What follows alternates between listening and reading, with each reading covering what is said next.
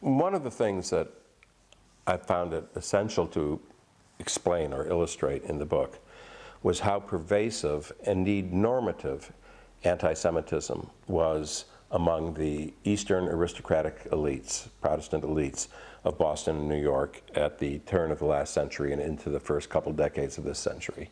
It would have been more surprising to find somebody in that world who was not anti-Semitic.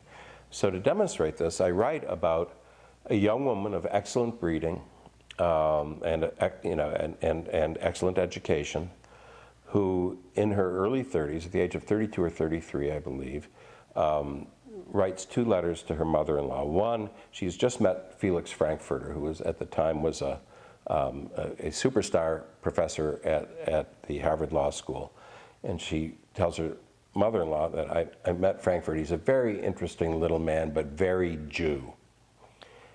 Then she goes to another party and she writes to her mother-in-law and said, I would rather be hanged than to go to another Jew party and listen to all the talk about money, diamonds, and sables.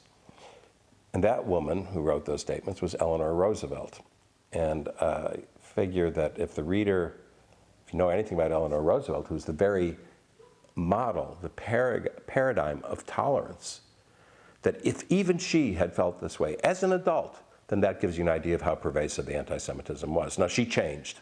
She began to get to know Jews, and she, came out of her own personal shell and engaged more with American life and put it behind her. But it was innate. It was something that came with mother's milk to these people.